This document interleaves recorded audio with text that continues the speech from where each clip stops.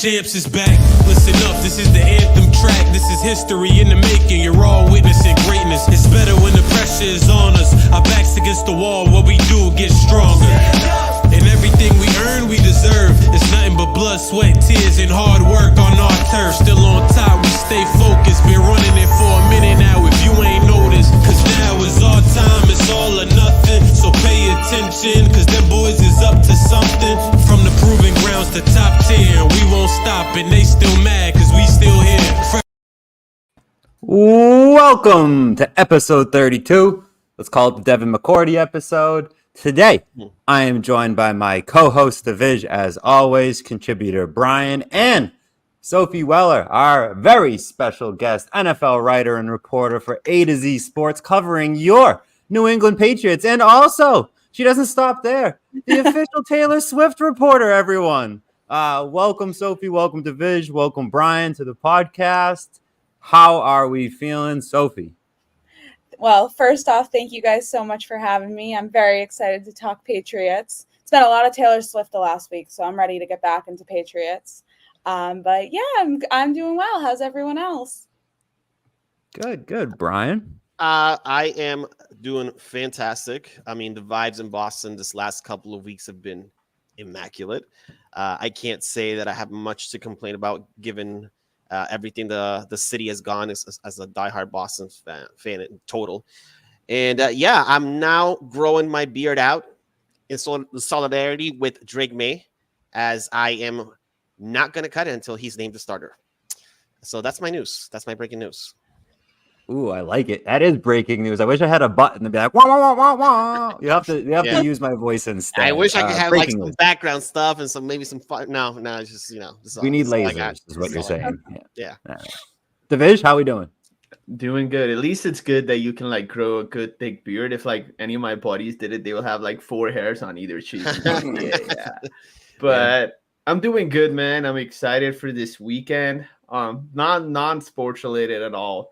But it was my wife's birthday Monday, and like Monday is just like horrible birthday day. So we planned the party for Saturday.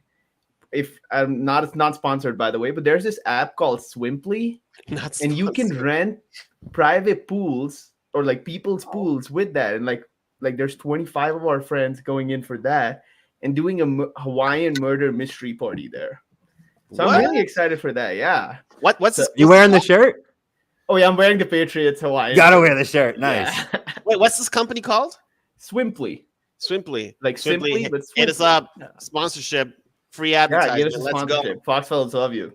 Spot coming your way, simply. All right, let's get into it. As we said before the show, first topic. I feel like it's an oxymoron from Vegas. They have our win total at 4.5. The over/under 4.5 wins. When you look at each game and you look at, are we favored or are we underdog? We are underdog in every single game. Vegas, how is this? How can we explain this? Can any one of you explain this to me?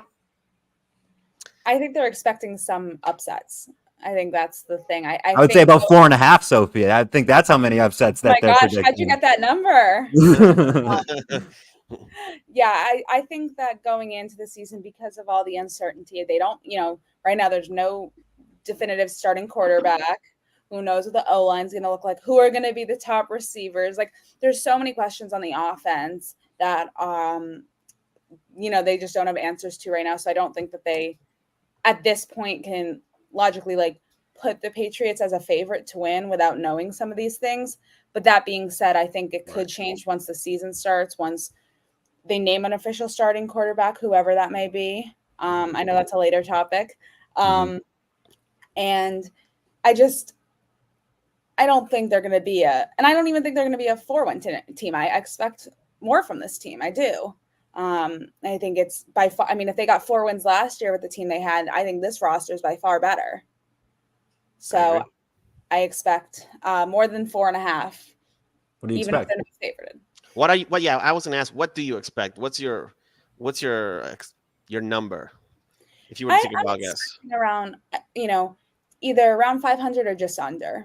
I do. I think that they can pull that off. I don't think this is a team that's going to be competing for a playoff spot by any means, but I don't think it's a team that's going to be as hard to watch as it was last year. I mean, there was no offense. You can't watch. How do you watch a football game when there's no offense? We did it for how many weeks? I don't even want to go back to that. So dark times. yes. So I think dark they times. now have an offense. Yeah. Whatever that may be, there still needs to be something to work out of it. And these are all new guys being thrown together to play together, but the talent's there. It's just building that chemistry now. Yeah. Brian, how do you explain the win total versus the over-under, the underdog situation?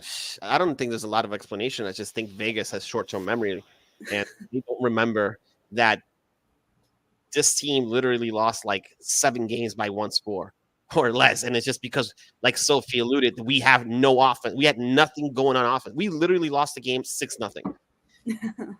That's literally a baseball score. Like some baseball teams managed to score more than that entire game. 6-0. I traveled to that game. Right. I'm sorry. I'm sorry for that. Apologies. I'm sorry. We lost the game 10-6. You know, like you think about the scores in the score line and some of the offense that was in those games, it was atrocious. Yeah. Absolutely atrocious. So I think Vegas, it's really overlooking the fact that the team was competitive despite his offensive struggles for a lot of those games. They really weren't, in the beginning of the season, they got blown out by the Saints. They got blown out by the Cowboys. But really, aside from those particular games, they were very competitive against Buffalo, including, and they played Buffalo tough all the way in, till the end. They beat Buffalo at home, right? They split with the Jets, even though the Jets, they were kind of an enigma with no Aaron Rodgers. And even the first game against the Dolphins, it was only a 1-score game. It was decided again at the last second. So those are all playoff teams I just mentioned. The Dolphins, except minus the Jets, but the Bills and the Dolphins were all competitive in the AFC East. And then even the Steelers were their Steelers not in the playoffs, or they weren't competing for a playoff spot as well. Like, there's a lot that went into the season that gets overlooked, and people just look at the win-loss record and just assume that the Patriots were just an atrocious team all around. But in truth, they had a caliber defense, a top 10 caliber defense. And, it's just a lot of disrespect. So I would take this as bulletin board material for the Patriots coming into the season. And look, people think you're the worst team in the league, basically. It's between you and the Panthers, if I'm not mistaken. Take this opportunity, put that chip on your shoulder, work really hard, and go out and prove people wrong. Show improvement from last season. And there's really nowhere to go but up after, with the season that we had. It's really, really hard in the NFL to win just 4 games back-to-back seasons, unless you're like in complete rebuild mode and you tear it down from the studs. So I think they're going to show a lot more than people expect. I don't think that they're going to be a playoff team, but I do expect 7 wins, at least 7 wins. So I'm also in the same boat, about 6 to 7 wins, but I actually used my math brain for once to some productive use, and actually thought, so the over 4.5 on FanDuel right now is minus 165. So if you just extrapolate that number to a probability matrix, it shows the Patriots FanDuel thinks Patriots are anywhere from 5 to 5.2 win team. So let's take 5 for simplicity's sake. A 5-win projected team is an underdog in all 17 games. How's that even possible? The reason Vegas has set these odds up is not because they're trying to add the numbers up on both sides. Vegas is in the business of making money. Now, let's say right now, we are 3.5-point underdogs to the Titans. Not everyone following and betting on this game is like a diehard football follower or a diehard they're going to look at, hey, I'm betting against Calvin Ridley, DeAndre Hopkins, and Treylon Burks and Tyler Boyd versus 2 rookies, Juju Smith-Schuster, and a second-year guy who's a 5'9" slot receiver. That is how the casual fan's going to look at it. They're not going to do a lot of analysis into it, and Vegas is just trying to get they're setting the odds, not what shows that or the best probability or what is the most accurate probability. They have set these odds up to make themselves the most money. which is why there's such a discrepancy between the Patriots' win total versus why they're an underdog in every game. That is the first thing. Second thing, when I say I think we're going to win 6 to 7 games, there's just one simple reason for this. We ranked 32nd last year in defensive started field position. We had no offense that was constantly turning the ball over. 32nd, the worst team in defensive started field position. We were 5th in EPA per play in defense, 6th in overall success rate, 8th in DVOA.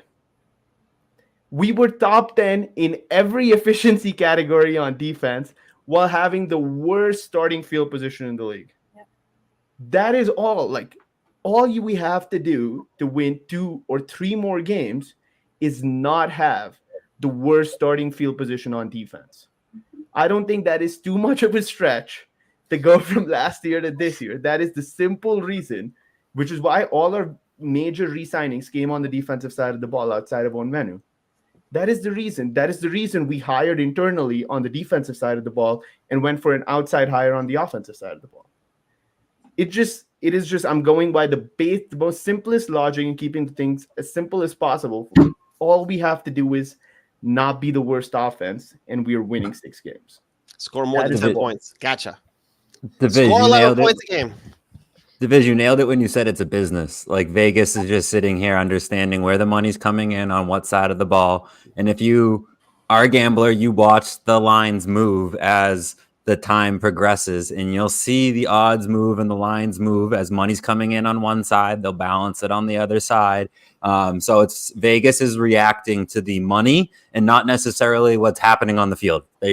That's where they start, maybe their conversation, but then they just start reacting to the market. It's almost a stock market-esque approach from Vegas. So thank you for explaining that side with your matrix approach. I really enjoyed that. My take of the on the field, why they're at, is because Jacoby Brissett. Jacoby Brissett is a great reason to be an underdog in almost every game. This guy is a bad quarterback.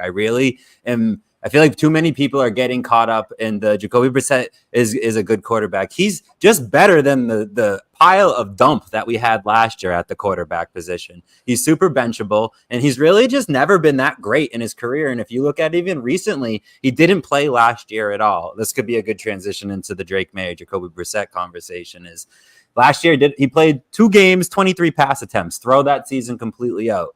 And so we're basically looking at him to start the beginning of the season because we're all thinking Drake May comes in eventually, right? Is it week 7 after the first 6 weeks because the first 6 weeks are really challenging? Is it much farther into the season? Is it even sooner than the first 6 weeks? So we really don't know, but we're looking for Jacoby Brissett to play a period of time that's about 4 weeks. So I looked at 4-week sample sizes to begin the season for Jacoby Brissett. What do we got? We got nothing last year. He gave us nothing. 2022, he played through week 6.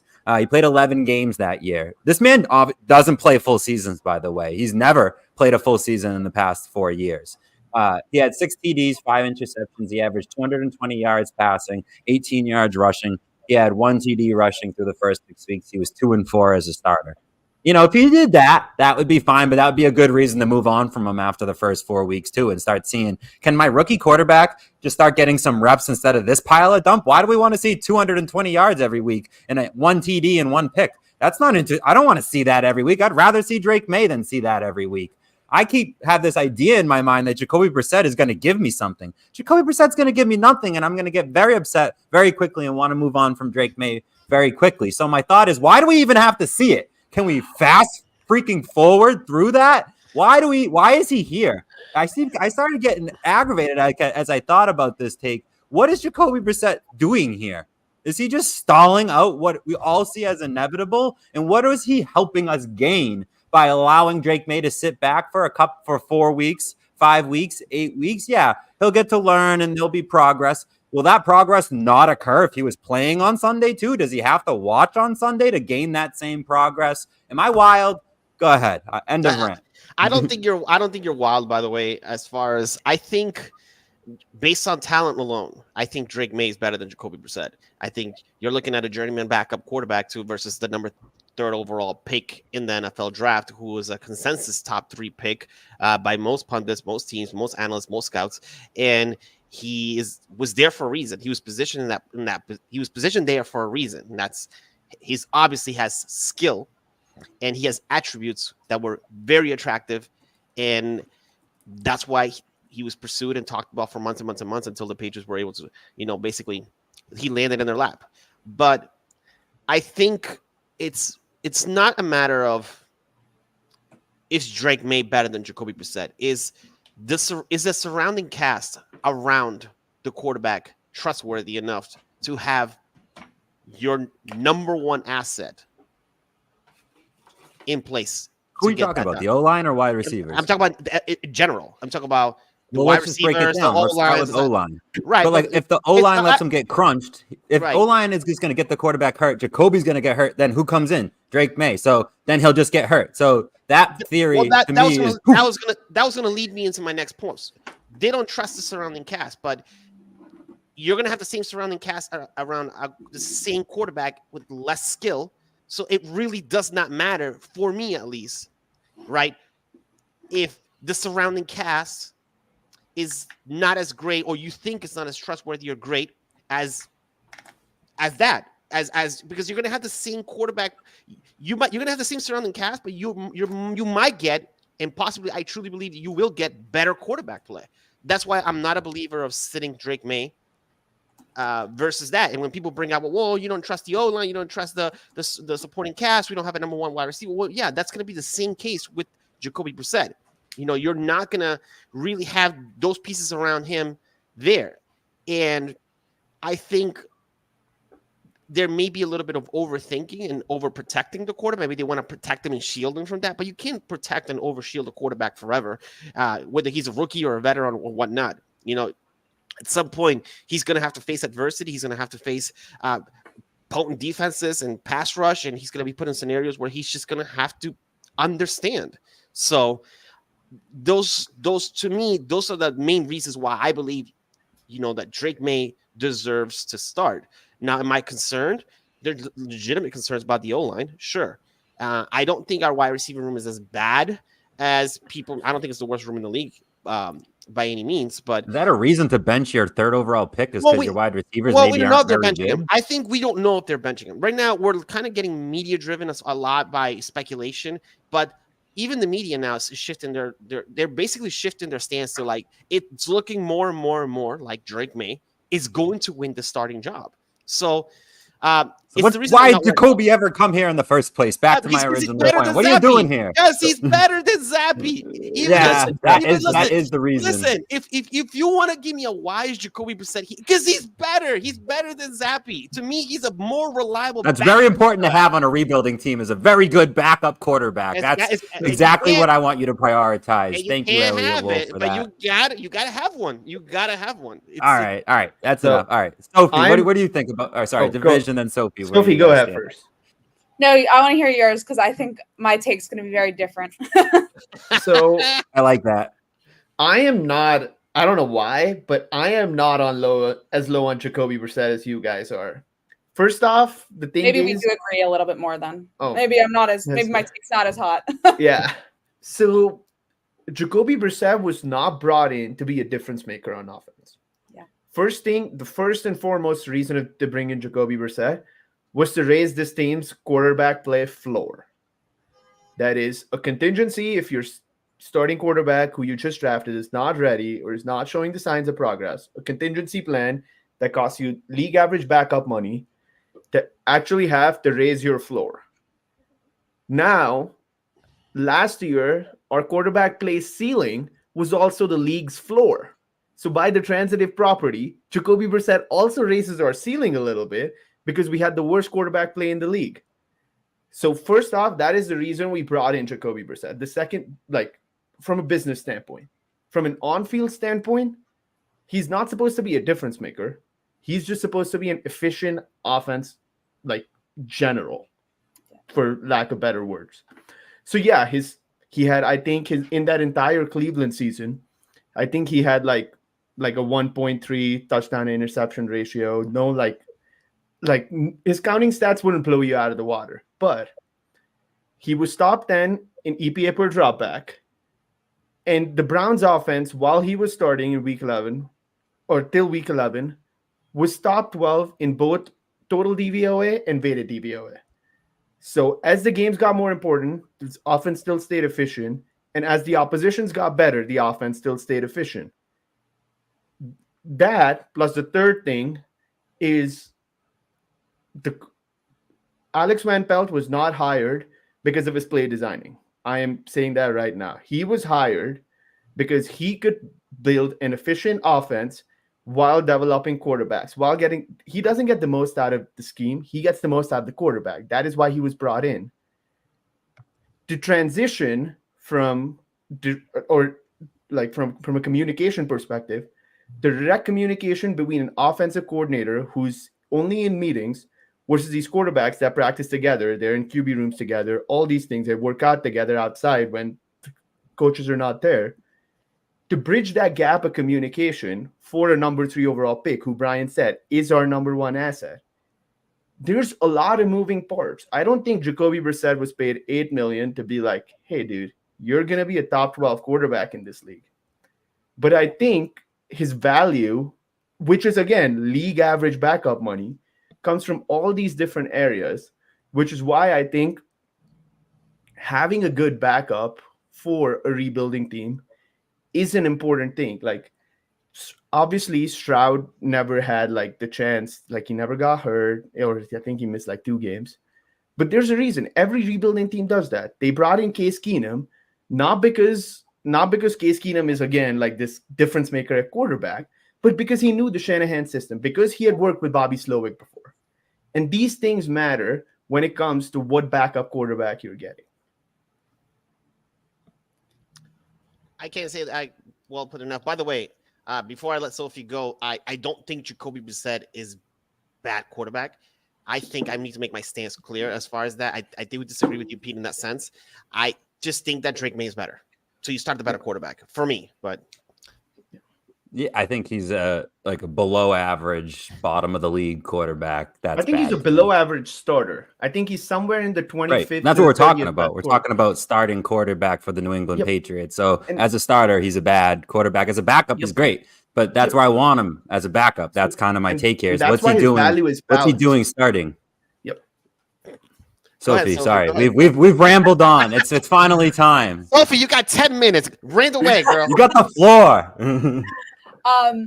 Well, so you're never going to invite me back with this take, but I actually think that the Jacoby Brissett signing was very, very smart. And I loved that signing. I think it was exactly what you do. You bring in Alex Van Pelt, who is it's a completely new voice in the room, someone different.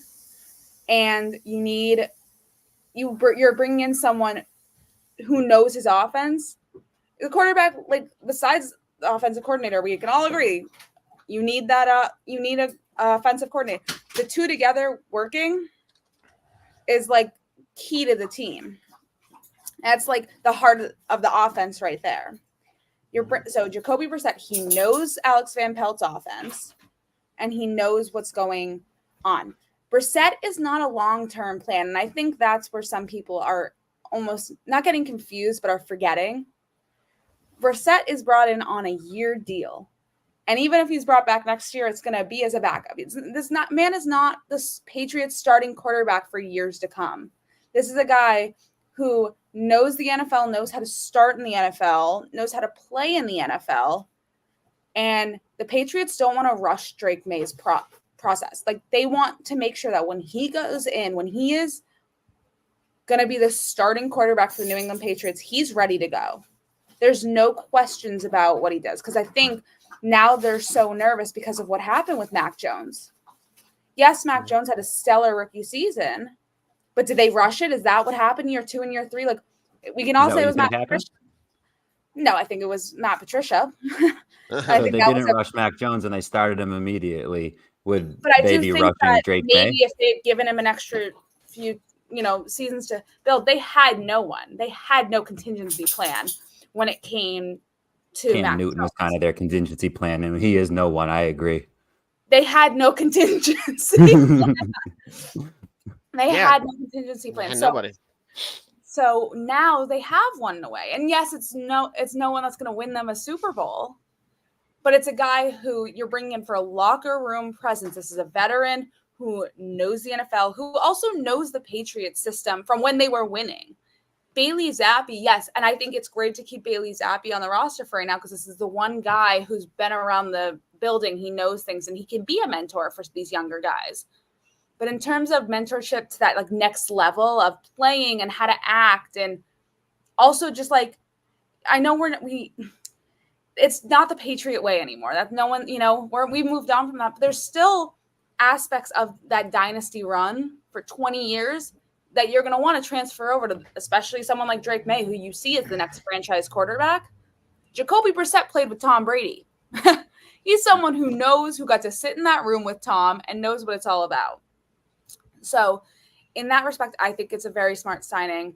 I also am okay if Jacoby Brissett starts the season because it just means Drake May might not be ready yet. Yeah. So once again, Jacoby Brissett is not the long-term plan. That is Drake May. There is no denying that it is Drake May. But why rush something? Why risk failure for something when you know this is not the year you're going to be competing for a Super Bowl? I think there's more than one way to develop a quarterback in this league, and I think there's been various methods and different ways so you can get it done. You can go the long game route where you just wait out a quarterback for 3 seasons, like a Jordan Love. Aaron Rodgers went through the same process. He had to sit a couple of seasons plus. Not even Patrick Mahomes, the great Patrick Mahomes, played his first year, and it didn't affect him whatsoever. However, I will counter that I think if Patrick Mahomes starts his rookie year, there would be no difference. He would have been amazing. They might even had a shot at the Patriots because I remember Alex Smith let Chiefs face the Patriots in the playoffs. So there's more than one way and one method to those teams were winning though. Yes, they're winning. I'm not this. Those teams started. They didn't start their rookie quarterback because they were winning. Well, this team isn't winning. They're not to be compared. Jordan Love wasn't winning. Jordan Love was not winning. Like the Packers were not winning. I don't think were they as high on Jordan Love. They drafted Jordan Love, and Aaron Rodgers had 2 MVP seasons back to back. So they had to some belief in Aaron Rodgers. In Jordan Love because they literally drafted Jordan Love while Aaron Rodgers was having no issues whatsoever at the quarterback play. So there had to be some belief there. But the Packers were not a good football team, Aaron Rodgers last season. They were not. Is last season there. Now, what I'll say is this, is in this situation, in the situation that the Patriots are currently in right now, with this scenario, in this particular instance, I do believe that Drake May deserves to start. And I think the Mac Jones thing is the PTSD that some fans are getting from starting for a season, whatever. I think Mac Jones, he just was a limited quarterback and did not get any support with it, whether it's coaching or personnel to help him. And then his play deteriorated from there. It's simple as that. Okay. And he ended up not being the long-term answer based on how the philosophy of the team and what Bill had going on. So it just didn't happen. It just didn't work for various reasons. I don't want to sit here and just rehash Mac Jones shit because it really is. Please don't. It's been a tiresome conversation. Yeah, but I want to go back to one thing you said, which was that like Drake May has earned that starting spot. The only reason he's earned that starting spot was he was picked number 3 overall. We have not nearly seen enough of what he can do on the field to determine if he is a starter. I think that it's the same thing with Caleb Williams, with Jaden Daniels. Like those are 2 guys who are immediately going to start for their team because of their draft pick, because he was the 1st overall, because he was 2nd overall. And is that jumping into it? Is that too quick? Because there have been plenty of top quarterbacks who don't work out, and they're thrown right in. You can't, training camp is when we're going to see Drake May truly see if he can be a starting quarterback right off the bat, or if he can wait. He needs to beat Jacoby Brissett in training camp. It needs to be Drake May is by far superior. I think he'll prove that though. I think he's going to earn the starting quarterback in training camp. Maybe I should have specified the way I think. I think Drake May is going to prove to be the superior quarterback in all facets in training camp, and I don't think it's going to be particularly close. As far as that. And again, this is not because I hate Jacoby Brissett. I just think that Drake May is just a better quarterback. And I feel like New England as a region is just starving for good quarterback play. I mean, we haven't seen good quarterback play for a long time around here. I think it's they're salivating on some of that stuff. So to answer my own question, I think you take a piece from Sophie and a piece from Division and how I answer my own question of why is Jacoby Brissett here. The piece I take from Sophie is the mentorship, right? He's going to provide that to the young quarterback. This is how you move throughout the season. And if he wasn't there, the person doing that would be Bailey Zappi. Please no. So I'm glad someone like Jacoby Brissett is going to be that person. And then the piece I take from Division is you bring your floor up. Again, back to Bailey Zappi. Bailey Zappi is a disaster if Jacoby Brissett needs to play. And that's the emphasis word, needs to play. If he needs to be in there and he must play quarterback position for fill in the blank, Drake May is not ready. Whatever, name another reason. You can keep going down the list of why Jacoby Brissett. It will be a decent product. You'll get 1 pick and 1 touchdown a game, and he'll run a efficient offense. It won't be an absolute disaster. So if your defense performs, you have a chance. Right, you have a chance. You'll have a boxer's chance. It's all about mentorship. Even Tom Brady, you would pick Drew Bledsoe's brain in the sidelines when he had to be thrown in there. The great Tom Brady, even he would ask Drew Bledsoe certain plays. What are you looking for here? What would you do in this scenario? What's your read? All right. What's your option route? What's the protection? There's clips of this. Okay, where Tom Brady was literally going to Drew Bledsoe. They would go over the clipboard, they would go over the plays, and they would dissect the plays on the sideline. And I think that maybe even if Jacoby Brissett is a limited quarterback, as we've all said, talent-wise, physically, there's things that he can provide to a young guy like Drake May that could be considered valuable. Yeah, no, I again, it's not the long-term plan. Drake May is the long-term plan. And I think also they see Joe Milton in that mix of being the backup for Bailey Zappi. I thought that was a great pick with their position because you're bringing in 2 quarterbacks who are known for their arm strength, who are known for their arm talent. Jacoby Brissett isn't necessarily that guy. Bailey Zappi, definitely not that guy known for his. I mean, both will say it. Watching those guys throw is impressive. But on-field talent only gets you so far. You need to learn the NFL because it is very different from college. It's so different. And Drake May's insane talent puts him in a very good spot for the NFL, but there's that last step he needs to take. And if he's not there yet, once the season rolls around, why are you going to throw him in and risk the other thing is confidence. I do not think Mac Jones is a bad quarterback. I'm going to be honest. I think he was put in very bad situations in New England that destroyed his confidence. The fan base gave up on him that year 2. Year 3 coming in, no one expected much from him, so his confidence was gone there. You had a coach who didn't really have any faith in the quarterback. There was so much wrong there. I think you're seeing that. I mean, yes, you haven't seen Mac Jones on the field. He's going to be a backup. But that being said, just his presence in photos that the Jaguars post is so different than anything you ever saw in New England. This is a guy who is totally in a place that is so much better for him. And that's because of confidence. So that's another reason why you don't rush Drake May's, progress is if you throw him in and let's say the first 2 games of the season, he's struggling immensely because it's the NFL. It's very different. And he's thrown pick after pick. He can't connect with his receivers, all this stuff. What does that do for someone that young? What does that do for their confidence? Well, I will counter with you, Sophie, in regards to that. I disagree about the confidence part because I feel like there's certain players that have an unshakable confidence that will literally, if they have a bad play, no matter what situation they will sort of erase it. Next play. All right. Got to get it out of there. I think Mac Jones is a weak psyche. I'm not going to lie. I think Mac Jones, I will agree with you that he was put in a bad situation. And again, I'm not trying to rehash past. And I do think that he was a limited quarterback who got put into a very unwinnable situation. But he did his psyche was really fragile in the sense that it got exposed about how his mental state really plummeted. There are players where you can put them through adversity and their confidence level won't falter. I mean, I saw Joe Burrow get his knee destroyed in his rookie year, and he did not come back, shell shock or anything. And that O-line was not for the better. And they still went to the Super Bowl with a terrible O-line. And I'm not an advocate for Joe Burrow at all either. But I will say that there's it factors to certain quarterbacks that have it, and there's it factors for certain quarterbacks that don't. And again, I'm not trying to knock on Mac Jones. I just don't think that he had that it factor. He may not be a bad quarterback. Maybe he's an NFL quarterback. Maybe he's a backup long-term quarterback. Maybe he's a quarterback who can find, a role like a Jacoby Brissett in the NFL.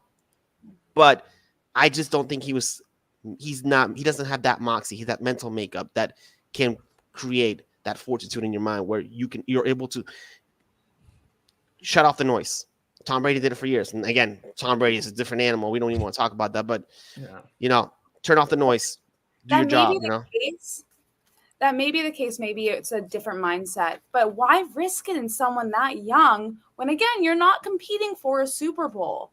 You have someone who knows the way, who can, just hop right in and start the season. I think Drake May should be at least have an opportunity this season. I don't think they should sit him his entire rookie year. I'm not on that train, but do I think day one he should start? I don't know yet, because I haven't seen enough to know that he's ready to go. Jacoby Brissett, again, we've seen enough. We know he can make his fair share of mistakes, but at least he knows the NFL and he knows what he's doing. He knows the Van Pelt offense.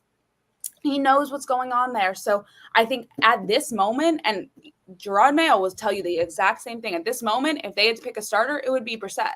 He would be in the pocket right now starting the game for the Patriots. And I think that would be the right move at this time. Once training camp wraps up, once the 3 preseason games are done, I could have a totally different take, and I could come back to you guys and say, damn, I was wrong. But that's fair. There's not enough to go off of. There's not enough to know. And the other thing with Mac Jones is confidence. And again, I know you don't want to rehash this, but I just want to say this one point because you made it, was that, I think it's one thing that, yes, maybe you don't have like that, you don't have as strong of a ability to tune out that stuff. But I think it's one thing when your fan base gives up on you. It's a whole other thing when your coach completely gives up on you too. That is going to shake anyone. I hate to say it. You were Joe Burrow getting benched for Bailey Zappi halfway through the season because your coach completely gave up on you. I'm pretty sure that would shake Joe Burrow too. I mean, it came out that, Bill Belichick didn't even want Mac Jones. There was Davis Mills rumors and stuff like that. So, again, there's stuff like that. My opinion doesn't change from that. But again, like I said, I can respect where you're coming from as far as that goes. But, we'll see what happens. We'll see what happens in training camp. I am excited. Devish, you've been waiting patiently. Yeah. Yes, Devish. I'm sorry, buddy. Go ahead. So, let off, brother. I would say my quarterback philosophy just kind of lands in the middle of you guys. So I think this was like my 5th draft where I've evaluated quarterbacks, and I have just never been a firm believer in drafting a quarterback because of their floor. I think that is a short-term mindset, and that is a arrogant mindset in some cases. Sean Payton, fuck you.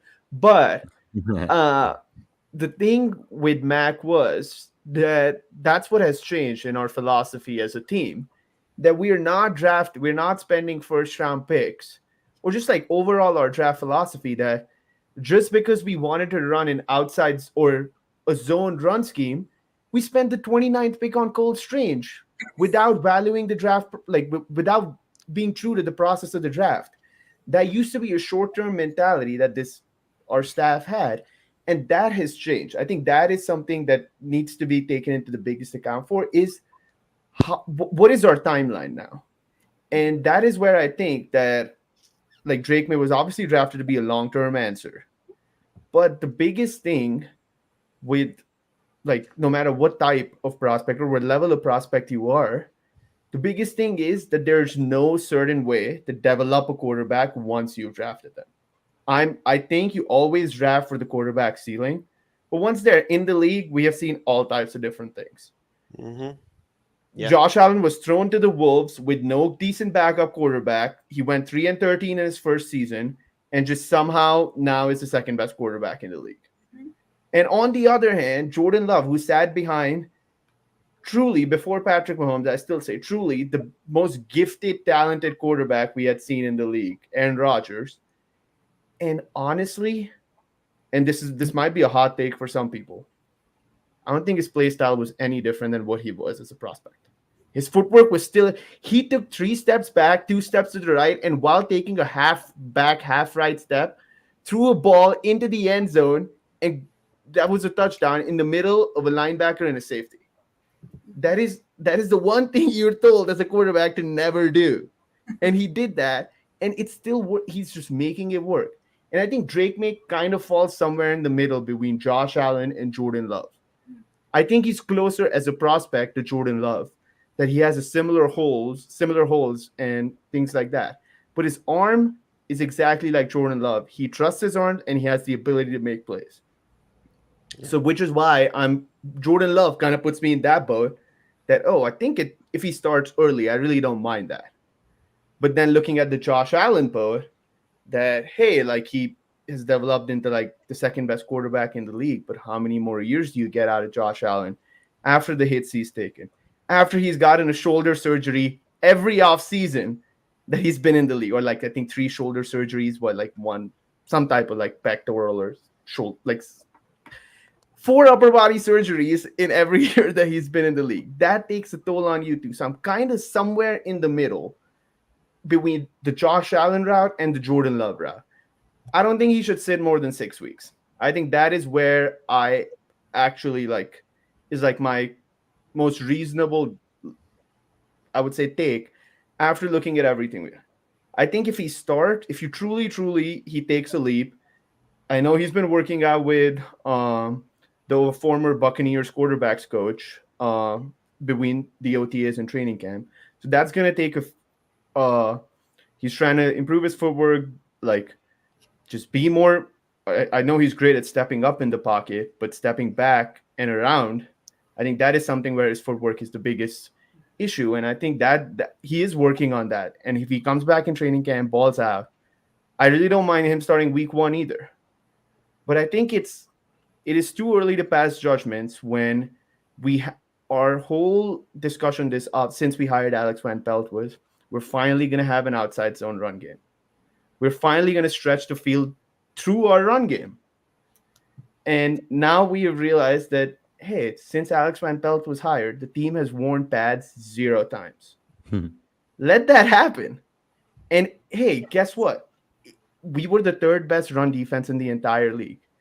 If our run game takes a step ahead in training camp, I bet they put Drake May in week 1 just because, not because Drake May is blowing the coaches out of the water with his play, but they might just be like, hey, it's just valuable reps, and we are probably not going to ask much of him to do much of him in weeks 1 through 6. So that might also be a factor. So there's 3 things that will come into play. Number 1, essentially what route they want to go between this Jordan Love versus Josh Allen thing, because that's, I think, the 2 closest prospects prospect comparisons for him. Number 2, how is this run game actually looking? And the third thing, I think I'm getting an echo. But the third thing would be, and I think that is the most important thing, is just what the team's philosophy is. Because if the coaching staff has even the slightest of beliefs in this defense, that this could be a 500 team, and the only way we get there is by being an above league average offense, I bet quarterbacks have a way longer career in the NFL than coaches do, especially as a head coach role. I do think if Gerard Mayo wants to parlay this into a 5-6 year, his first 3-year contract into a 5-6 year contract, I bet he puts all his eggs in the Drake May basket and starts in week 1. I mean, Elliott Wolf is banking on that, I think, as well, selecting him 3rd overall. I do think, though, like when it comes to philosophy, I think if this team performs horribly, I think Gerard Mayo's seat is hotter than Elliott Wolf's seat. I agree. I would agree with that because he has a lot to prove, not ever doing this before, whereas Elliott Wolf has a resume already. So they can kind of say, well, you have experience. We're going to give you some time to cook. Whereas Mayo, if you can't show and prove, this was a failed experiment. Sophie brought up the 1 year, though, right? No, not after. No, you never fire a coach after 1 year. I know that's what I was saying. I just wanted to make sure we're not because this team might not be great. Like, to be honest, no, 3-year contract is. I think it's a 3-year contract with a 4th year option, and it's a 4th year mutual option. Yeah, and lend him to the 3.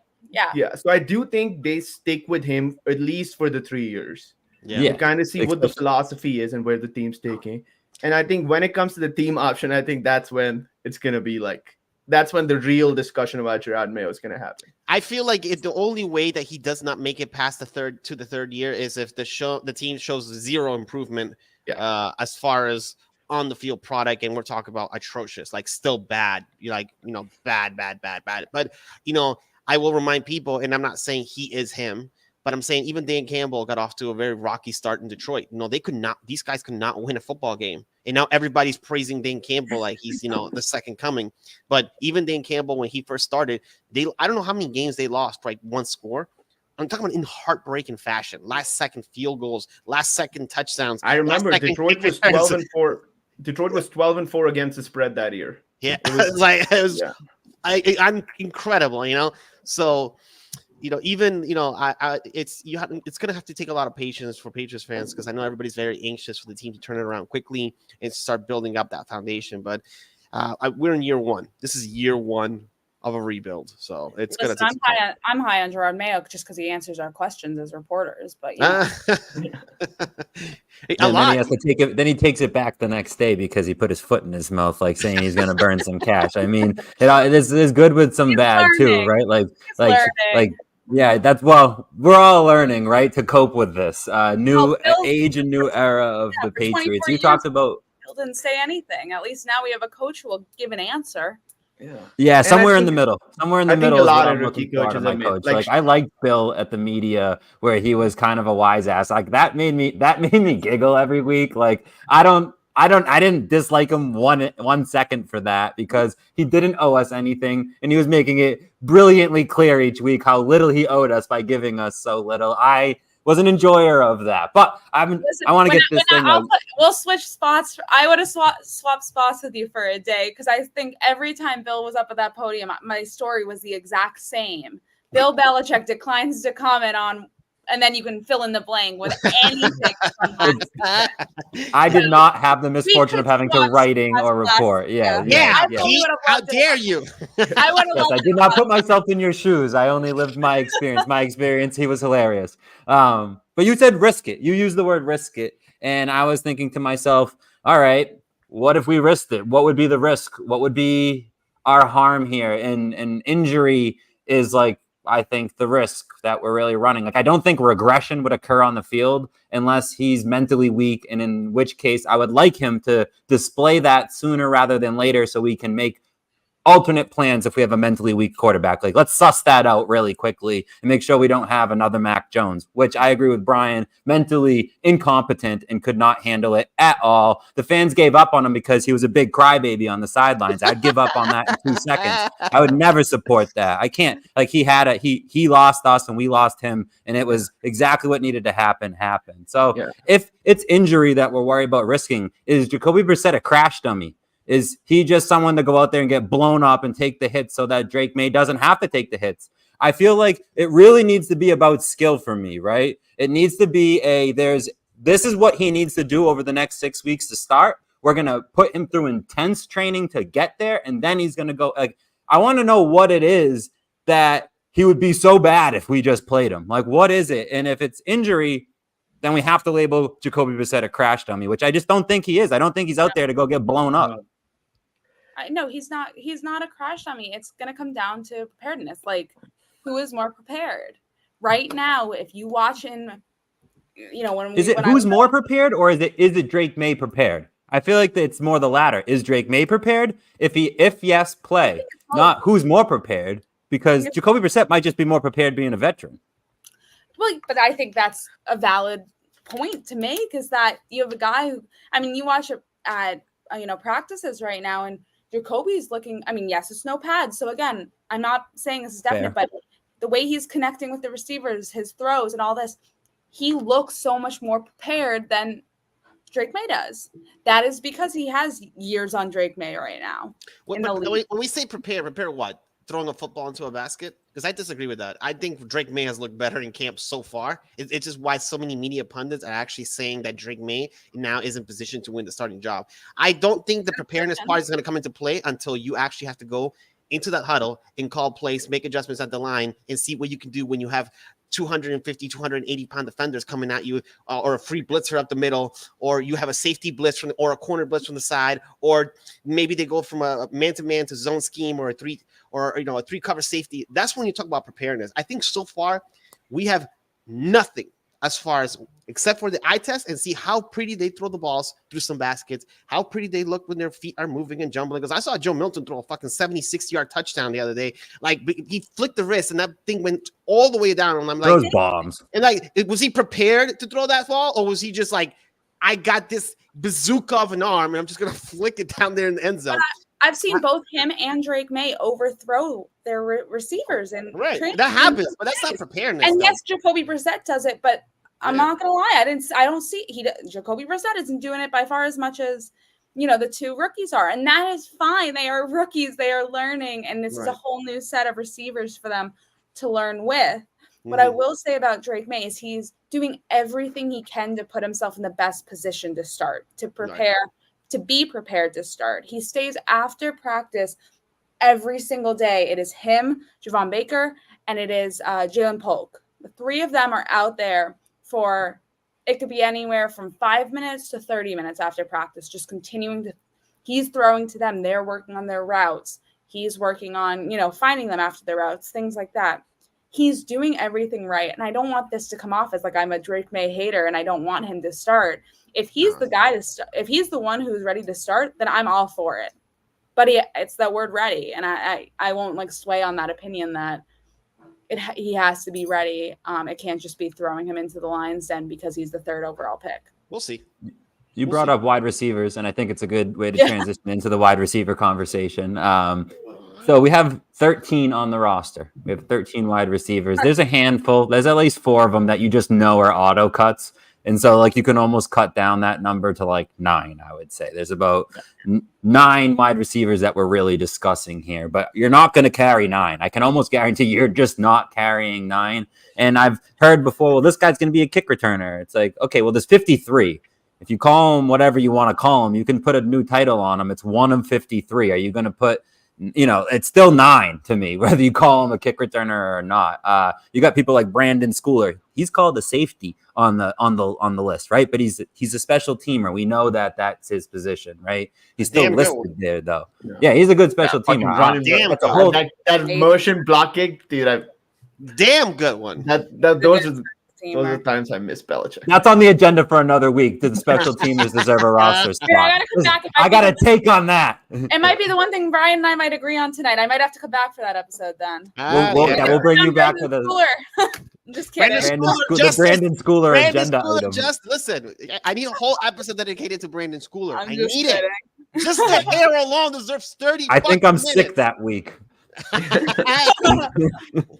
Damn, well, anyway, we got 9. I think Bourne is going to be hurt, and likely they figure out their wide receiver room by placing him on IR and buying themselves some time. That is one of their options that they have, right? Because then they could keep another wide receiver. You think they're going to put him on PUP? Well, they could. I guess that's just one of their options, considering that they have so much. I really was about to say the word talent, but it's just bodies, I think, is a better word. I don't want to be misquoted, as they have so much talent in the wide receiver room. They just have so many people that could make the roster that are labeled as wide receivers. Bourne is hurt right now, so putting him on PUP and maybe him being ready to play before he's eligible to come back on the roster is something that they're willing to deal with in a season where they're not looking at the playoffs. All right, when you get eligibility, you'll come back. But until then, we're going to figure out which wide receiver we're actually going to cut. Maybe we'll give Juju some time and we can trade him, right? That's what we'll do with that time while you're on PUP. Maybe, I don't know. They're not going to trade. I don't really think anyone else is tradable, right, on their roster besides Juju, because I don't think anyone would really trade for Booty because they know they could cut him, right? And I said 9, but really there's 8. He's really the 8th with Rigor being the 7th, but he's the kick returner I was referencing. He would be the only one that Jalen could be, just because he was a decent kick returner last year. So I think that's a potential for a trade, but you're not going to get. I mean, it's going to be a Mac Jones. No. Mac Jones. I don't think you're going to trade. You think someone would be willing to trade us? No, I'm saying he's another one I can maybe see. Right. But him and Tyquan, I think, would be more get cut and then are picked up off waivers type deal. Booty and Taekwon are my cuts, to be honest with you, just because there's the cap implications are nothing and their skill is very minimal. I hear a lot of buzz, a lot of like how impressive Booty has been. I He mean, looks good. I'm He might hearing be a lot of suspended. buzz. Yeah, like listen, Yeah. I talked to my good buddy Alex Barth as well. Yeah. I ask him all the time. I was like, hey, what do you think? What's some of the stuff you're seeing? Like, look, he says, believe it or not, Keishawn Booty is look great. Like, I'm like, oh, okay. But he was a top receiver at that final day. Yeah. That mandatory minicamp, he really stood out. He So was. I don't know. I'm with Pete. I'm very skeptical on Keishawn Booty. I remember last year I was hammering, start Booty, play Booty, stop playing these veterans. Devontae Parker are going to help. But then what ended up happening when he didn't get some time, he didn't really do anything with it. So I'm going to be more cautious on that agenda as far as that goes. I am, however, fully on board on Demario Douglas. Yes. I think he is going to have a Tank Dell type year that Houston had last season. And you can scoff if you want to, but I will draft him number 1 in my fantasy if I have to make a point. He will put up numbers this year. I believe in Pop Let me Douglas. get in that league. Let me get in that Right. league. I don't know if I'm because- picking first overall, first round in my fantasy league, but I actually very much agree with you. I think Demario Douglas is prime for its standout season. I think He is. I'm just trying to pull it. I'm trying to pull it up, but I saw it on MGM and I immediately betted Demario Douglas over 3.5 touchdowns at plus 150. I have $20 on it. Oh yeah. Double. Wait, did you just say Double. 3.5? Yeah, 3.5, hammer yeah. that. Wait, what? Hold on. I Hammer need to that. stop everything you're doing and go put that bet in right forget, now. he didn't have That's one the hottest last take of year. the night. Yeah. He didn't have one last year, so they're Listen, like lowballing him. But I Listen, think he was playing 18% of the snaps through the first 5-6 games of the season. Yep. I don't want to hear that bullshit. All right. You need to hammer that bet right now and send me the link because that is an easy W. Easy. I did not believe it when I saw it, so I just put 20 on it. I was like, this number is gonna go down. Or No. I mean, the plus money is gonna go down. Right. But Hammer it down. when it comes to wide receiver room, I agree with both those things. I think Rager's kick return ability with these new kickoff rules, where it is essentially you make 1.5 layers of the defense miss, and you have a seam to run to the house. That and Bourne's injury, the one thing I was looking at Bourne, I think Patriots knew that Bourne is not going to be ready when they gave him this contract because he's making $3.2 million against the cap this year and then 7.9 each of his next 2 years. So 2025 and 20. So they know that he's probably not going to be very involved this year. I do think either the PUP or IR allows the player to still get their roster bonus while not being part of the roster. So whichever one that is, I think Bourne's going to be placed there. I think Rager makes the 53 man, but I think he will be the one. They will carry 7, designate him as a kick returner, and actually keep 6 true wide receivers on the roster. I do think that four guys are absolute locks to be week 1 on the roster. Who are KJ Osborne, Demario Douglas, Jalen Polk, and Javon Baker. I think those guys they can miss training camp and still be on the roster. The other guys where I am kind of in the middle of this all, deciding who are my cuts. Keyshawn Butte, if you look at his 2021 LS or 2020 LSU season, I think.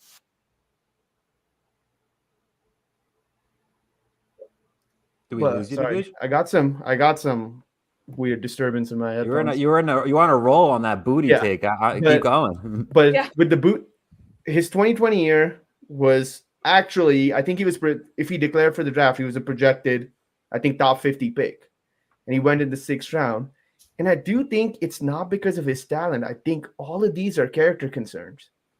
Yeah. Showing up, not declaring for the draft, and showing back up to LSU, 14 pounds over what your weight was supposed to be at that point is a major character concern from a 21-year-old, 22-year-old. Having, I think, close close to 16,000 illegal bets placed while you're in the NFL is a major character concern. I don't think they're doubting what they're seeing on the field from Booty. I do think they doubt that how long is the league going to allow him to be in the NFL? And at what point they would have to just cut their losses and just he'll be out of the league. I think that is the bigger concern. And that is what scares me away with Keyshawn Booty. When it comes to Tyquan Thornton, I am out. I think it's been year after year where, oh, he's put on 10 more pounds of muscle and, oh, he's hurt again week 1. It's back-to-back years. Even in Baylor, he played one full season. He was drafted based on one full 12-game season in college. I think at some point I love pro athletes, and I hate labeling players as injury prone, but I think it's time to label Tyquan Thornton as injury prone, which leaves me, I think Juju Smith-Schuster makes the roster. Mm-hmm. I think Juju Smith-Schuster is, if he's not 100%, the 4 guys were 100% locks, I think Juju's a 95% lock. It's the money. If anything, it's the money. They're not. That's a huge dead cap hit to take. But outside the dead cap, I also think there's a lack of buyers for Juju. Yes. I think at that point, Patriots are like, this is already allocated in our cash spending. If we get anything better than nothing from him, that is good at this point. Yeah. So I think they're trying to cut their losses by just keeping him for one more year, which is why I think Juju stays on the roster, even though I'm not a huge believer of him. I 100% agree with you. I would trade Juju Smith-Schuster for a 2025 Powerball lottery ticket, and I swear to God, I would not blink. That's how disdain I am of that player as far as that goes. Tyquan Thornton, it's really not impressive when you add 10 pounds of muscle when you weighted 105 to begin with. So now you're 115. Not impressed. And as far as Keyshawn Booty, he just needs to get out of his own way to actually make it on the field. Those are the 3 players where I just look at this entire group of receivers and I'm like, just nonsense. I think it comes down to Javon Baker, Jalen Polk. Obviously, I think if healthy, they'll have opportunities to be on the field. I think Pop Douglas is basically slotted in as the slot receiver for the team. I think he's just going to have an outstanding training camp, bearing injury. Hopefully, he's good. Nothing happens in that field, and he's due for a breakout season. I think. I don't care who the quarterback gets. I think this offense is tailor made for him. It kind of reminds me a little bit of when the name literally went in my head and completely out, but it was the slot receiver the Browns signed from the Dolphins. Jarvis Landry. I sort of got. I had the name and it just completely blanked. Kind of the production that he was kind of putting when he went from Miami and then he was inserted into the Browns offense for the first couple of seasons. I think that he's kind of mimics that. He's a guy who's in between, work in the middle of the field. He's got quick twitch ability. He doesn't have a crazy breakaway speed, but he can make tough catches in traffic, etc. So I just think he's gonna have that type of production, and I like the comparisons to Tank Dell as well. I think he's gonna, as far as putting up numbers, I think he's gonna have similar numbers to what Tank Dell had last season. And again, after that, I don't care. I guess I really don't know what's going on as far as the other guys. But those are basically, that's the core you're looking at. As far as Jalen Reagor, I think Jalen Reagor could be a surprise cut, just simple for the fact that they did change the kickoff rules and he's a kick returner, if I'm not mistaken. And if they have a healthy Marcus Jones, I think Marcus Jones is going to get the run a punt returner. Good point. So if Marcus Jones healthy gets the punt returner job is his, and it should be based off what we saw his rookie year and how electric he is with the football in open field, then kick returner kind of, it's kind of a nullified position, obviously, if with these new set of rules that they're pulling. And maybe Rager's out now. I think I'm on the opposite end. Yeah, maybe I'm on the complete opposite side of that. The kick return got more important this year, and on top of that, there's the formation for kick return is 2 kick returners, one on the left, one on the right side. So you need 2. You don't need 1. So I almost, for the same reason as you, would keep him whereas your reason is why you would cut. Well, I that think Marcus interesting. Jones would get one of those roles. I think Marcus Jones would get one of those roles. I think Marcus Jones would have a bigger production. But I think a Yeah, guy but like I think I think too, a I think talent like Jalen- Marcus Jones. I think a talent like Marcus Jones, it's better tailor made for the new rules than Jalen Rager. For me, But if you need two, Jalen Rager would be the second right plus now. that Hands is down, also that's the point that best Marcus Jones is also our best nickel. So Yes. let's say we are going up against a pass heavy team and we have to play dime more than 50% of the snaps. At that point, you cannot expect Marcus Jones to be on defense on the field for more than 50% of the snaps, playing nickel and outside and still return kicks. Well, So that's where Jalen Rager's value I comes actually had this guy. We talked about it pre-show, and I'm gonna bring it up now because I think this is the perfect segue to kind of go into the defense. I told you guys I had a hot take of sorts for the defense and a question for you guys as far as the defense. I think you guys are basing your metrics of the 20 plus years that the Patriots have utilized the defense with Bill Belichick. I am the believer of, while I think they're going to look very similar, there's going to be philosophical changes in the defense. And I do think that there are some things that are going to change. For starters, I think they extended Kyle Duggar and they still have Jabril Peppers. They play a lot of 3 safety. So I don't think, even with dime packages, I still feel like, is Marcus Jones really going to be that much of a focal point? Maybe he takes over the Miles Bryant role. But again, I want to see from the defense, if there's philosophical changes as far, because you did see Christian Barmore say that this season they're expecting to get more downfield as pass rushers. They're expecting more of the 4-man pass rush, get after it, win your one-on-one matchups, and get after the quarterback type. There's a Barmore, he made those comments, and it kind of got me a little bit interested as far as if anything philosophically changes within the Patriots defense. Do you guys still think that the Patriots defense is going to be as dominant as it has been at top 10 even if they are doing some or implementing some of these philosophical changes or these tweaks, like, instead of, doing this 2-gap control thing, they're more of just getting these guys downhill and going after the quarterback and winning their one-on-one matchups? Do you still see the Patriots are going to look the same? Because I don't think they're going to look the same, honestly. I think the talent is, we're too talented on the defensive side to be bad, but I do think there are going to be different things from the defense. So I wanted to see what you guys thought of that. How would the defense look without Bill Belichick? Because I don't think it's going to look the same. I think predominantly it's going to look the same. And here's why I say that. I think, first off, like the hire DeMarcus Covington, hiring internally, especially the secondary coach. Along with that, Patriots run a lot of 3 safeties. But that is also because, and this is a trend Bill Belichick started by drafting these Swiss Army knife safeties. And now, like, Kyle Hamilton is arguably one of the most valuable players in the league on the defensive side of the ball, is because guys like Marte Mapu and Kyle Duggar might be listed as safeties, but they will line up at will linebacker. Yes. And then you throw, like last year, a lot of that role was played by Jalen Mills, who I was a little low on, especially second half of last year. But that is when you put in guys like Jalen Hawkins that you brought in at safety a lot more, especially in that free safety role. And guess what? We have a top 5 true strong safety in the league in Jabril Peppers. And I have no doubt saying that. But when it comes to true strong safeties, when you remove these hybrid safeties out of the way, I think Jabril Peppers is top 5 in the league. Agreed. So I agree. That puts Jabril Peppers in his strength. That's why we paid Kyle Duggar. I don't think Kyle Duggar was paid as a safety. I think Kyle Duggar was paid like a Swiss Army knife. Because last year his alignments were so different. He lined up at Mike once, even though we have Juwan Bentley. That's just philosophically what this defense had last year, and I think that is what's going to continue this year.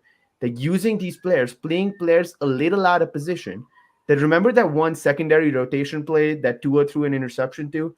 Because Christian Gonzalez, it looked like a 1 high, and then it transitioned to 2 high. Christian Gonzalez was lined up as an outside corner and played a deep safety, and Tyreek Hill had like the first stride, and Christian Gonzalez intercepted that pass without moving much. And that rotation of the secondary, I think the biggest part is the secondary staying healthy. And I think that is where I'm a little like, my issue is not with the defense philosophically. My issue is a little bit more on the depth side. But I think philosophically, this defense stays very similar to what it was last year. Sophie, where agree. do you stand on the defense? 100% agree. I think it's you know, I think one, you forget of who's leading the team. First off, it's Gerard Mayo. He and Steve Belichick were, for all intents and purposes, the defensive coordinators last season. Because Gerard was leading the meetings, Steve was on field doing more of like the calls and stuff. But I think that's a forgotten point, is that you're keeping him, moving him into this bigger role, but yet his focus is still going to be the defense. It's similar to Bill. Bill knew the defense inside and out. He wasn't as skilled on offense, but he brought in guys, for the most part, who could lead that offense and who could take over in that aspect. And I think that's what they're hoping with Alex Van Pelt, is that someone who's going to have that full control of the offense, because that's not Gerard's expertise. As for Marcus Covington, that's a great internal hire, because that's someone that the players want to play for as much as Mayo, and it's someone who knows that defense inside and out. You've kept all your chess pieces on defense. All your major pieces on defense have stayed. So why switch up who's leading those? It worked for you last year. And so why move that around? I do think it's going to be another top 10 defense, because I think this is a team that, not much has changed on that side of the ball, and that's okay, because it worked. Why It did change? work. It worked.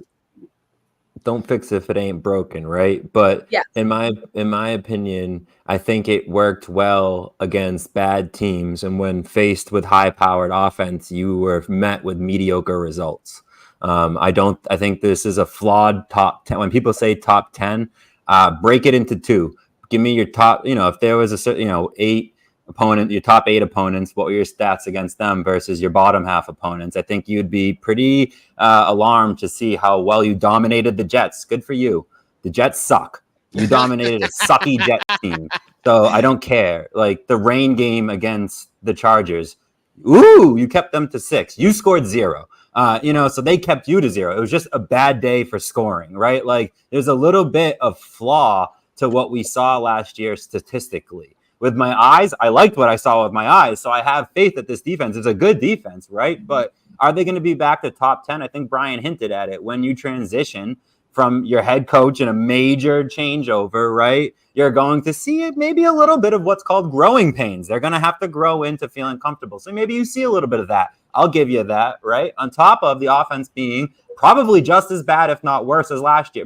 Quarterback is much better, right? But there hasn't been too much to get all excited about. The offensive line is potentially a disaster. Our wide receiver group is reliant on rookies. Or Juju Smith-Schuster, like we just talked about. Like, we don't have reliable pass catchers. We don't have a reliable quarterback in Jacoby Brissett. We all agree he's middle to bottom half. He's not a top 15 quarterback in this league, right? So you don't have a good offense. I think that's not going to set your defense up for great position. And we brought up the kickoff rule. The kickoff is going to put offenses in better positions this year. And are we going to take advantage of that? Probably not. Are other teams good offenses going to take advantage of that? Absolutely. So I think our defense is going to face some of those difficulties over time. And I don't think they're going to be in the top 10 this year. But it wouldn't surprise me if they were. That's my answer to your question, Brian. Yeah. Okay. I mean, that's fair. That's fair. I think when it comes to oppositions we faced last year, I still think I don't care regardless of opposition. I think we were a top 10 defense, because it's easy to look at points allowed that like, oh, we allowed 31 points in like that second game to the Dolphins, but 7 of those points came off a pick 6. There were 2 more turnovers in our own half, and that's like constantly putting defense in a position to. So Cowboys game.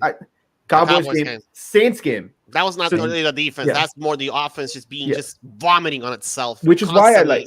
Yeah, which is why for 70 points in 2 games, you got to give some of that to the defense. I'm sorry, you can't blame the offense for letting up 70 plus points in 2 games. Nobody's blaming you in anything. But when you said against good teams, listen. When you say you play good teams, they shit the bed. So what did the offense do to help out the defense to be less on the field, ball control, field position? What did they do? Absolutely nothing. Like, it's a team game.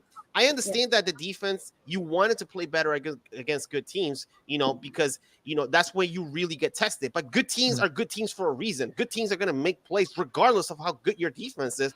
And when your offense is a complete shit show and they can't even get you a first down and you have to punt 17 times in a game, you're not really putting a defense in much of a position. You have this room for error if you're a defense. Think about this.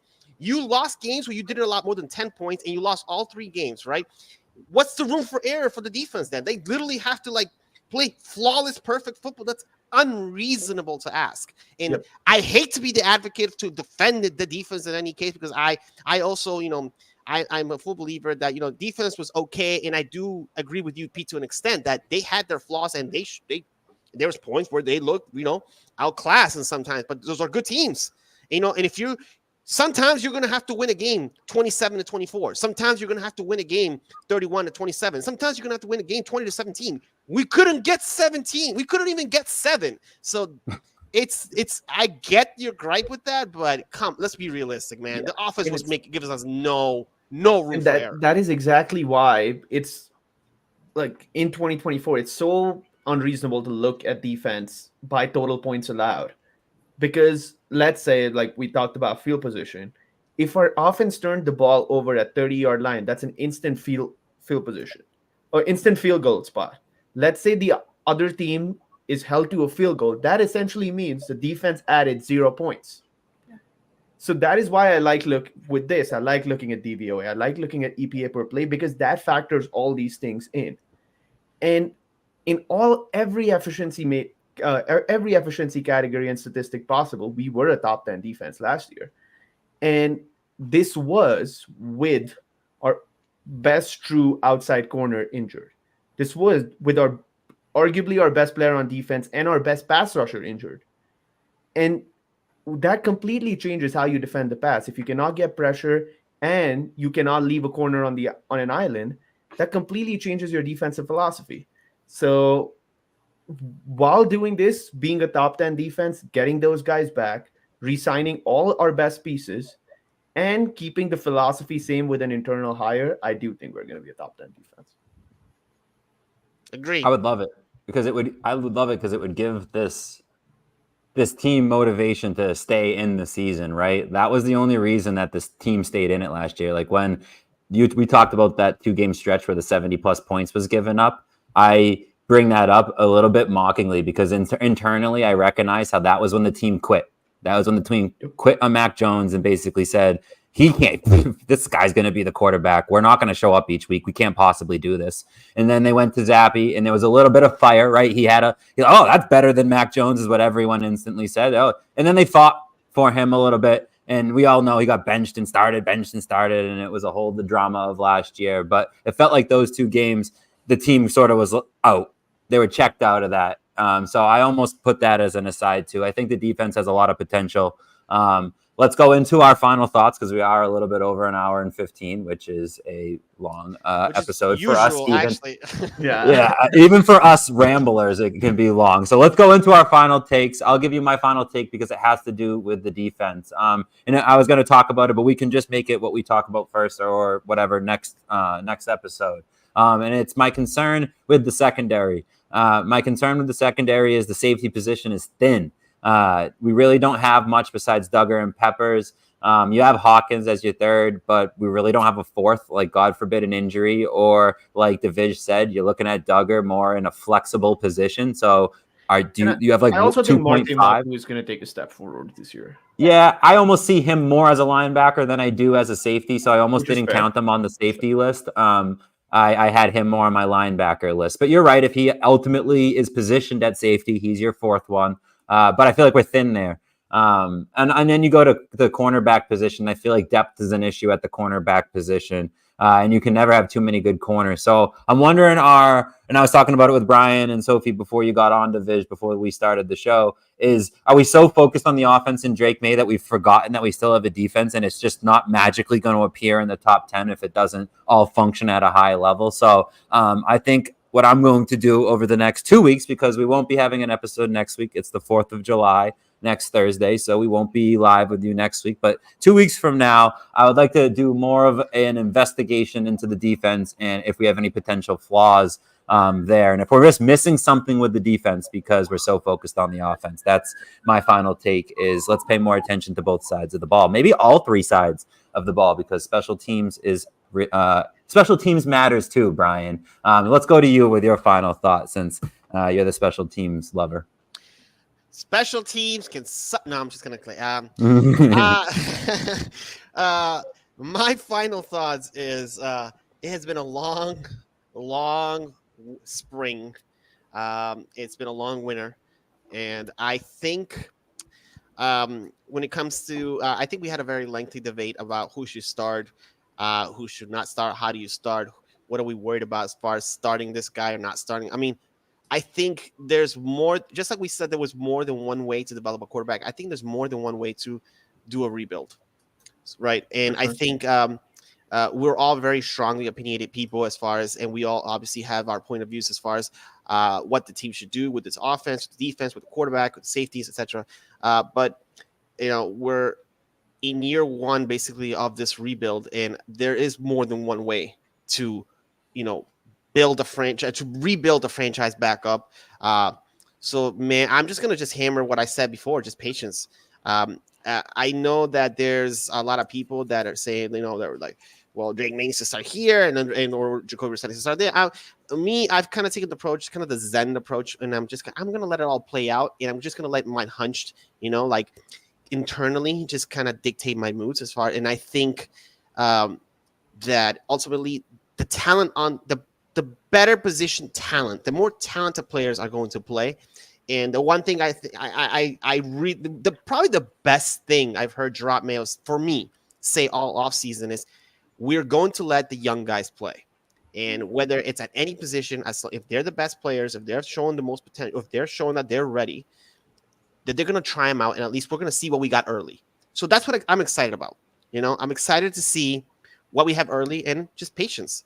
Patience. There's more than one way to build a franchise or rebuild the franchise. There's more than one way to do a rebuild, and let it all play out, and let's see what we got. You know, I'm excited to see what we got. Also, I will be at training camp, but we'll say that at the end. You know, we'll be at that at the end. It's a very Zen approach of you to take it day by day and to be very mindful. I appreciate that approach, Brian. I have yes. to. Divish, final thoughts?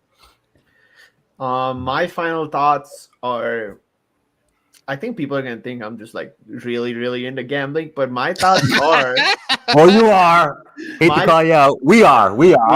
Yeah. We are. My thoughts are, when it comes to the betting market, there's a lot of value on betting on the Patriots this year. Not because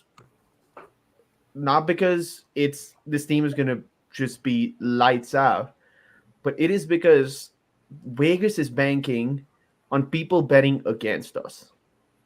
So I'm not saying every Patriots future is going to hit, but I'm saying over an aggregate, out of the few teams that have value this year, it feels good looking at like season futures and being like, whoa, for a change, Patriots have like good betting value.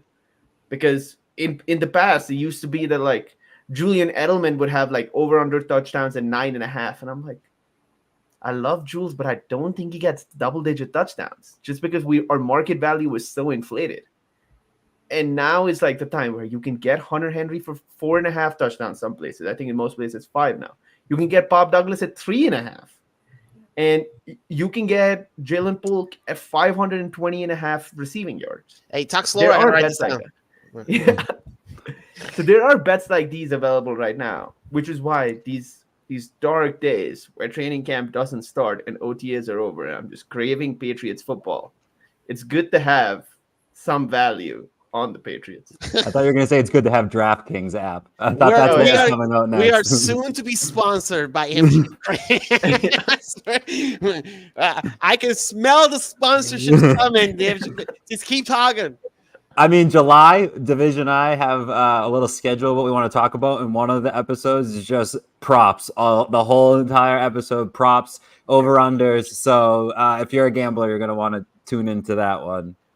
and I'm a realistic gambler. There's some couple Patriots unders that I like too. So I'm not just. It's not a full glaze fest here. We are actually being realistic too. I like it. Sophie, final thoughts? Don't give up on the quarterbacks. Don't do what you did with Mac Jones. This is to all Patriots fans. Yep. Confident, regardless of whether he's got a stronger, whatever it is. Much stronger. Don't give up. Don't completely throw it out the door because losing the fan base can take a lot out on someone, especially someone who's new to the league. So give him a chance. Let him grow into this new role. He may not exceed your expectations year 1 or even year 2. Year 3, year 4, who knows what could happen. So give him some time. Let him develop. I think that's exactly what the coaching staff is going to do for him too, is maybe protect him from us, which is a little bit of an unspoken reason to not start Drake May week 1 is if he throws 3 picks and no touchdowns week 1, man, people will be like, oh, do we make a mistake with the 3rd overall pick? That's ahead. Felger would be all over that if that was it was week 1 Drake May. So I hear you on that. Sophie, let the people know where they can find you online and feel free to plug your socials. Yeah, well, my Twitter's right there under my name. All my stories are on A2ZSports.com, all things Patriots. And right now in the dead period, a lot of Taylor Swift, but I'll be back on my Patriots stuff very, very soon because training camp's right around the corner. Speaking of training camp, Brian, did you have something for training camp before I took us out of here? Yeah, I mean, I was looking at you guys all have your socials in the bottom, and I'm like, I'm fucking up. I need to switch my shit around. You know what? Next time I'm gonna put my Instagram. I'm gonna have like a list of all my socials in the bottom. Yes, I wanted to talk to you guys. We are gonna get together this season for Patriots training camp. I know they already posted a lot of the dates. We haven't set the dates yet, but I am hoping to meet a lot of you guys over there. Hopefully, we can partake in some Patriots football, some competitions, healthy talk, and and I want to meet a lot of people. There's a lot of people that I've met over the years on Twitter, X, whatever the heck they want to call it now, and I've had the pleasure of making a lot of friendships, and I've known a lot of people. I know, and I follow a lot of great accounts like Sophie, etc. So I am actually looking forward to this season, making it to training camp and meeting more people, getting to hang out with a lot of Patriots fans. It's always nice. Me living in Florida, surrounded by stinking Dolphins fans. So it's always nice to go back home and just meet with my fellow brethren. So I will be posting that too. I always forget that, I live obviously 15 minutes from the stadium. I always forget that some people are Patriots fans in environments where everyone around them is not also a Patriots fan. I mean, I walk around assuming everyone's down with the Patriots. And if you're not, I kind of be like, how'd you get here? Did you move here? What are you doing here? Or from around here, you like Boston sports. That's just the mentality. But it will be, like Brian said, it will be great to meet up with a bunch of different people. I'll be there myself. So I'm just looking forward to the Patriots playing. If we can add in meeting up with some great personalities, that would just be a cherry on top of an awesome Sunday. Absolutely. We've been here long enough. I'm going to let everyone get back to their personal lives, like how we end every episode. Go Patriots, starting forever.